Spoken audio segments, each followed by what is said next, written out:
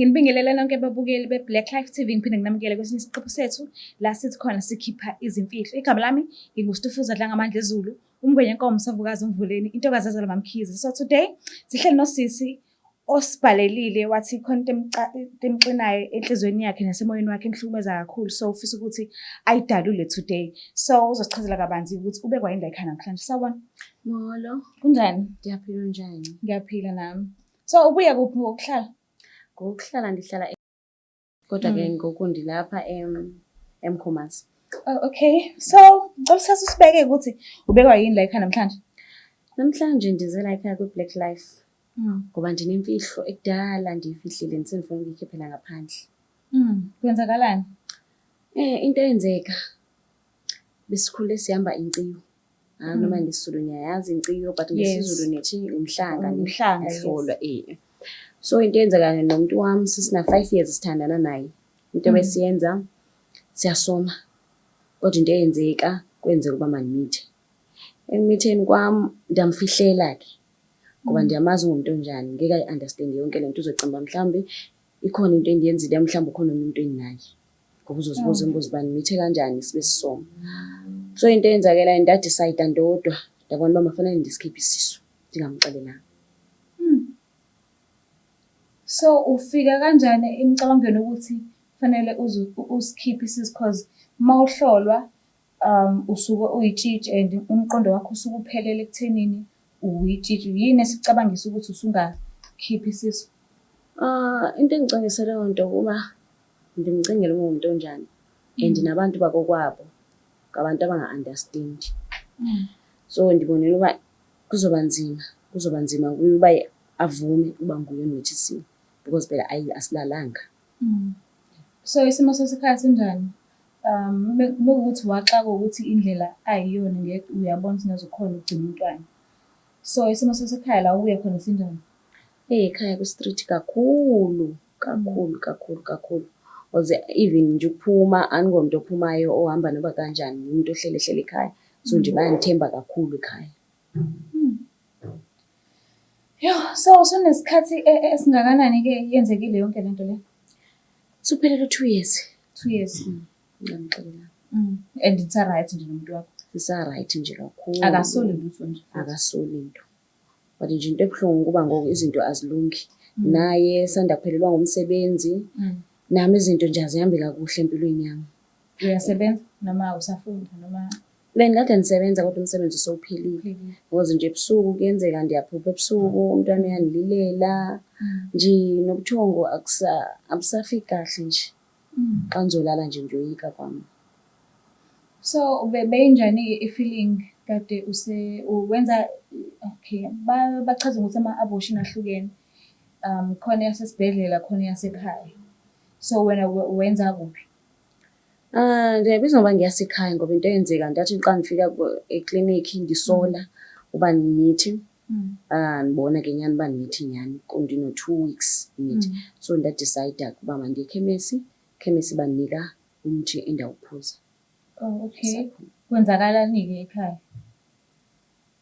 Like ekhaya nje. Igazi yonke nje lento leyo.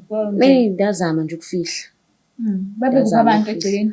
Babengekho ngalo mina ndadicide nje uma ngama-weekends ngabantu abaphinde bahambe mina ndadicide ukuhlala nje ngisale ndodwa. So uyenza yonke lento nje uwedwa? Ndandindodwa. And the pain? Kwaba buhlungu but ndanyamezela ngoba engekho umuntu endandizothetha naye. Lento endiyenzayo ndiyazi ndodwa nje kuphela. So lento oyenzile ukuvikela i-relationship yakho 1, 2 noma bowusaba umndeni wakho ngale ndlela ukuthi uze wakhetha ukulahlekelwa umntwana kunanokuthi ungamveza. I-valid reason bekuyiphi kahle kahle? Ndingatsho nithi bendivikela i-relationship yami nasekhaya futhi bekuzoba nzima kakhulu ngoba into engiyicingela okokuqala lo muntu lo uzophika uba nguye onimithisileyo uba vele ayikho into esiyenzile kangako. Nasekhaya futhi kuzoba nengxaki bazongixosha nje ingazi uba ngizoyaphi. In case sebengixosha ekhaya andizukwazi nokuya kuye futhi akukho la ngizohlala khona. Ungeke futhi ungaphiki noma sekuthiwa ugqoke icethulo zakhe umuntu akutshela ukuthi ukhulelwe ekubeni wazi kahle kamhlophe ukuthi awukazi nje inhlobo waze wamthinta. So vele bekuzokwenzakala ukuthi angavumi vele. Nami yonto engiyicingileyo ndikufanele vele angavumi ngendlela ekwenzeke ngayo ngoba nami ngiqale ngangakholwa uba kwenzakele. So mayelana nokuhlolwa-ke, yinto oyifostiwe kini noma wazicelela wena kubazali ukuthi ufuna ukuhamba imiciyo? Kuthiwa imiciyo?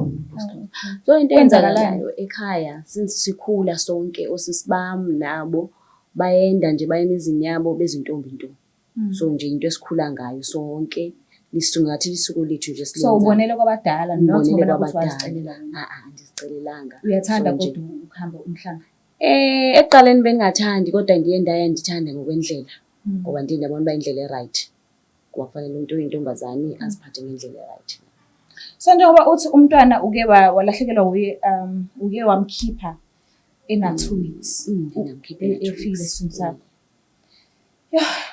kwenzekeni ngeso?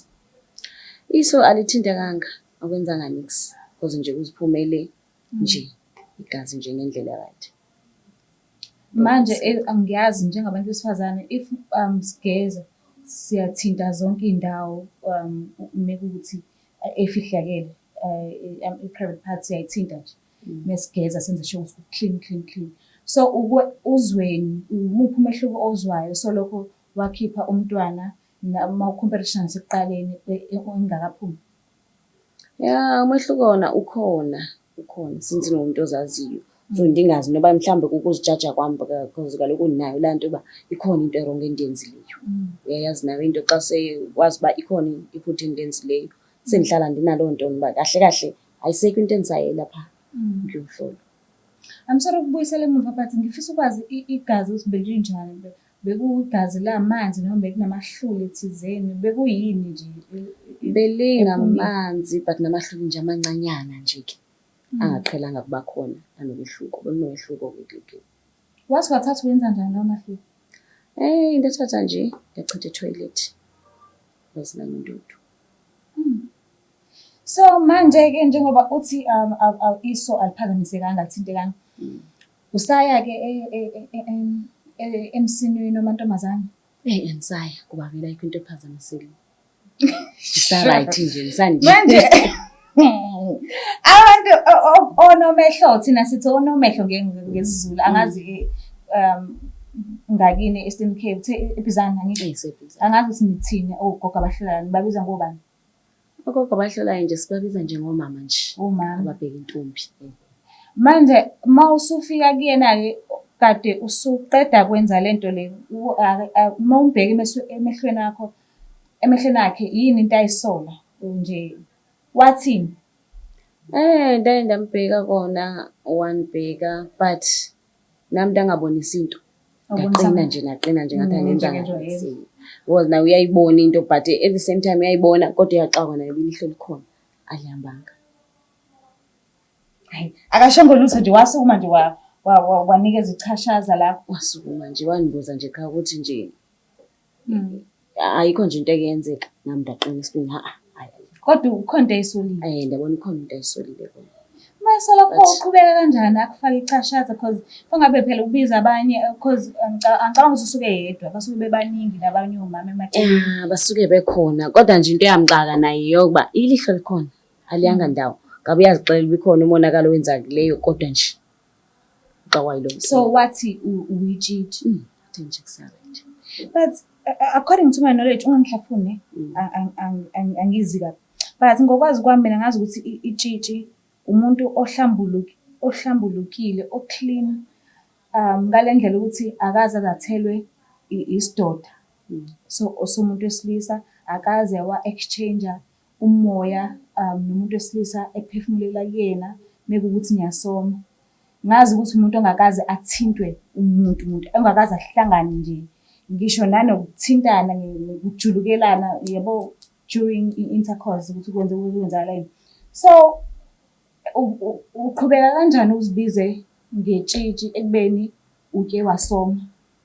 Because ngokwami umuntu oyitshitshi akalona itshitshi ngeso but uba itshitshi ngokuhlambuluka kwakhe. That's why kudala kwakwenzeka ukuthi ubuhlalo bentombi bube mhlophe nje qwa kusukela ekhanda kuze mayivunulile intombi wabe ugqoka angazi indawo ayifani. Angifuni abantu ningihlafune lapha ekhaya indawo ayifani. But lokho kwaba manje ubuhlalo kuyenzeka intombi siyibona sigqoka ubuhlalo obuyelo kudecorative sekuhlukahlukene kuningi nethawula lamabhinca linamagqabhagqabha. Mina ngazuthi intombi umuntu ongenabala ongenachashazi okumhlophe yonke into yakhe. So uma ngaliphi igama lokuthi uqhubeke uthi uyitshitshi ekubeni futhi kade usoma noma iy'mfundiso mhlawumbe ozithole konomehlo menihlolwa kwinciyo ngicela ungichazele nje lapho. Ya kona kahle ngokomthetho kunjalo. But kaloku kodwa emntwini uyazi nawe singabantu izinto ziyenzeka. At the same time futhi ngeke ndithi ngisenalo ilihlo ndingayi. Ngoba uyazi nje ekhaya nakhona bazongibuza uba kanjani ngingasake ukuhlolwa. And kuba nzima kakhulu uma usenabazali nje aba-straight abakuthumele khona uyazi nje bakuthumele and bayakuthemba ngayo yonke into and ngiyazi uba mhlanda yeke ukuhlolwa bazokungenzela yonke into abandenzela yona. So njengoba ula ufuna ukuconfessa kubani? Namhlanje ngizoconfirma ukuconfessa kumuntu wami. Kahle. Ngokumazi kwakho umuntu wakho uzoyithatha kanjani yonke lento le? Ngiyamazi ngikayamkele kodwa ngoba sengidecide ukuthi ngoko kufanele sihambe siyogezwa sobabili naye izinto zakhe ezimenzakalelayo azikho izinto ezinhle eziqhubekayo. Izinto zakhe zonke ezimnyama andifuneka azi namhlanje uba izinto zakhe ezimnyama nje ngenxa yawo. Okay, ufuna ukuconfessa umtshele ngesimanga sokuthi ufisa ukuthi niyogeza nobabili noma ngoba nakho usafuna ukuthi usazimisele ngobudlelwano benu ukuthi buqhubeke buqinile ingekho imfihlo phakathi kwenu nobathu? Kahle ngifuna yonke into ibe right nje abiye anithembe abuyele kokwangithemba noba ngeke kusafana nasekuqaleni because bekade ngithemba kakhulu kodwa nje namhlanje ngiyazi vele uzoba nako lokuphoxeka uzoba nako. Usekwakhuluma ngomshado nje umuntu wakho? Into kahle lethetha ngayo nje ngixelela ngayo uba ufuna nje nokulobola inhlelo zakhe nje ziyizuke. Uma ucabanga masezwile lento usazoqhubeka nalawo mazwi lawo? Angeke kusafana. Angeke kusafana ngifunda ukuhlala ngeke kusafana ngoba phela kungithemba ngosekuphelile kahle ngoba uzozibuza uba intoni enye mhlambe nisizoyenza mhlambe sekhona omunye mhlambe nizakufihlele yona. So what if kuyaphinda kuyenzeka ukuthi mase kushaya isikhathi-ke manje la usumdinga khona umntwana uthole ukuthi usushadile nawo umuntu wakho mhlawumbe usakuxolela kudala kodwa uma usumfuna ungamtholi uyobe usudecide ukwenza ngaleso sikhathi? Iyo lento engifunayo nje ukumxelela ndimchazele yonke into azi ukuze sikwazi nokuthi sihambe siyocela kwabadala ngixolise nami kwazi ukuxolisa ngendlela engimele ngixolise ngayo ngoba abantu abadala siyazi ukuthi bayamkele ezinye izinto bayaxola futhi but uma uyigcinile ngaphakathi abakwazi ukuxolela. Ngicela ukuthi singandi kakhulu ke simthinte ubhuti simuze ukuthi uzothini Nkosi yami.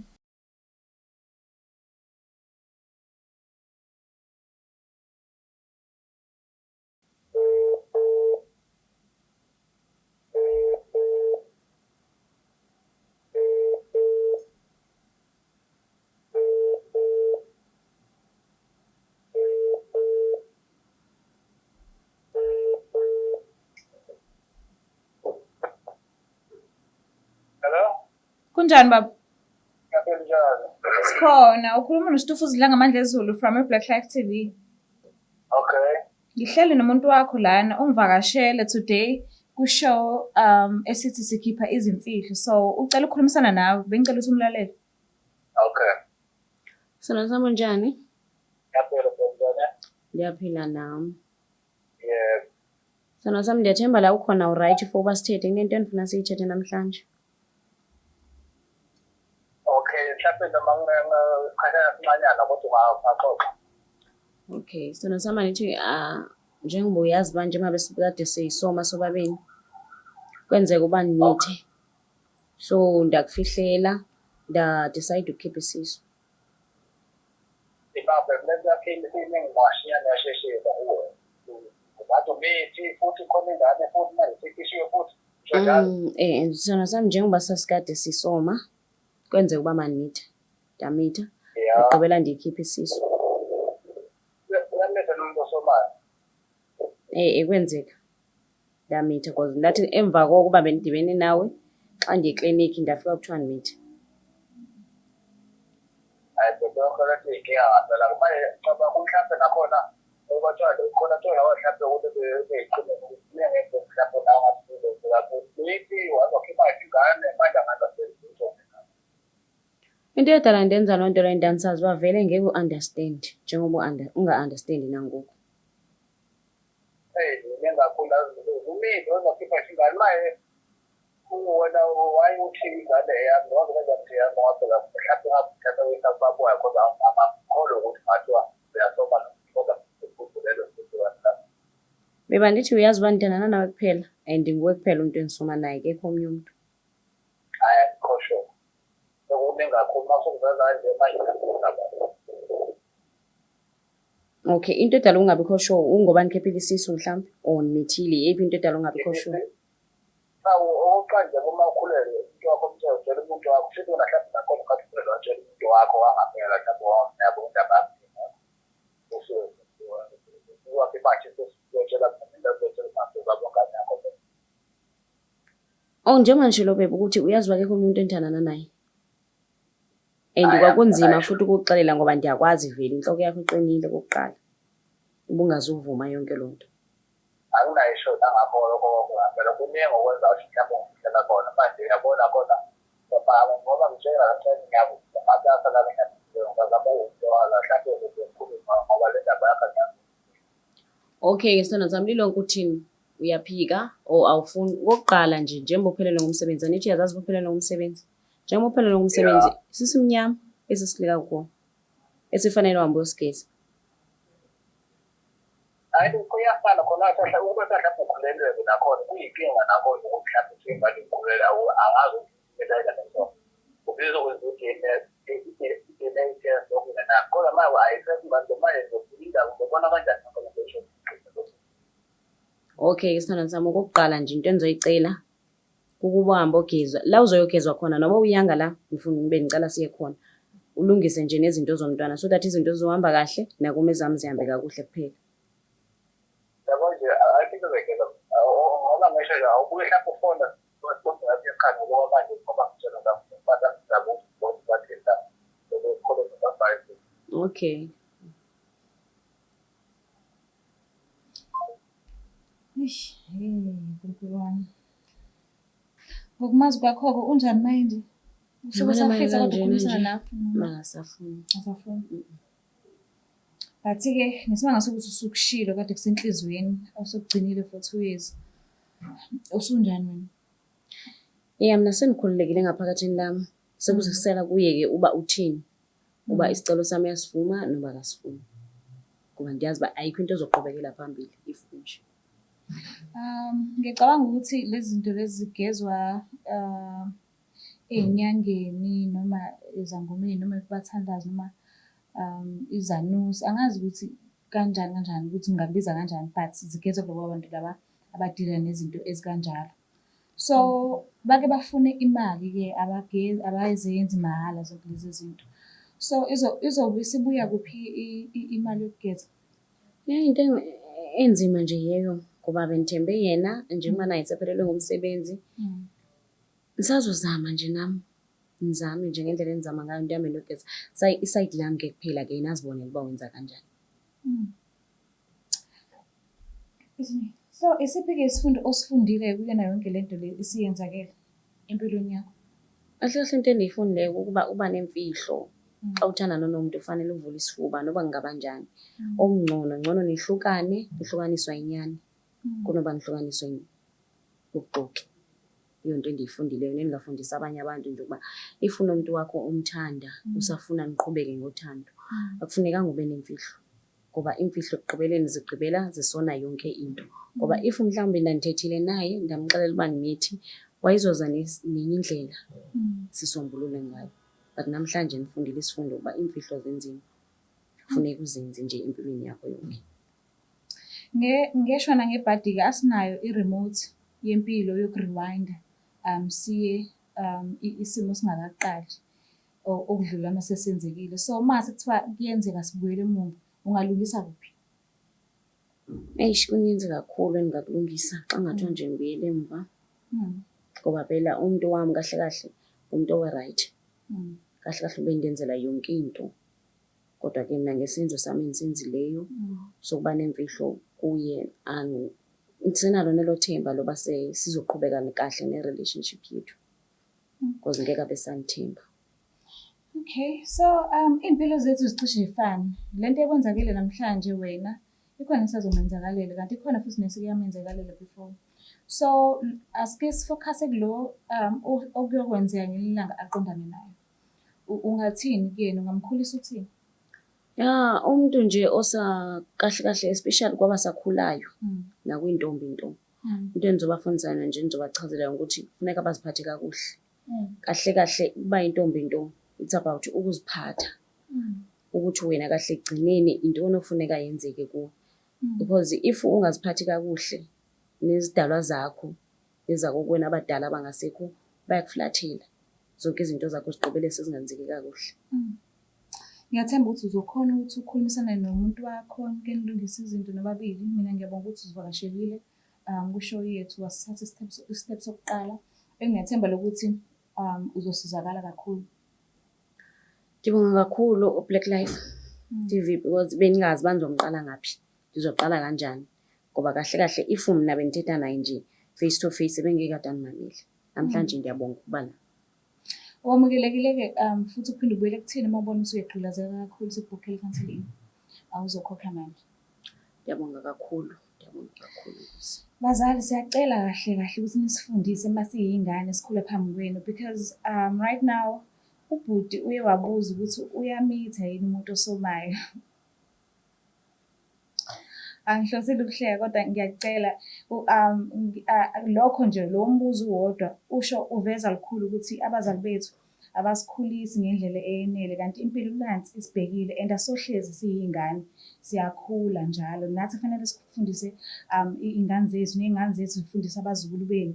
So nje isizukulwane menifisa ukuthi sibe right, sifundiseni izinto ey'balulekile ezisithintayo thina njengabantu. Into uma ufunde umdala, uma usumdala, ingane yakho enza sure ukuthi uyifundisa yona kuse-early, kusasekusha, ukwenzela ukuthi iphutha olibone usumdala wena, yena angangeni kulona mesasemncane. So ungakhohlwa ukuthi subscribe, ulike, ushare, ungayiskiphi futhi ad, ngiyanicela bakithi, ngiyanicela. Nala amanye ama-shows esinawo, ama-pranks, la sipranka khona abangani abantu benu, ngiyacela ukuthi nayo niwabuke.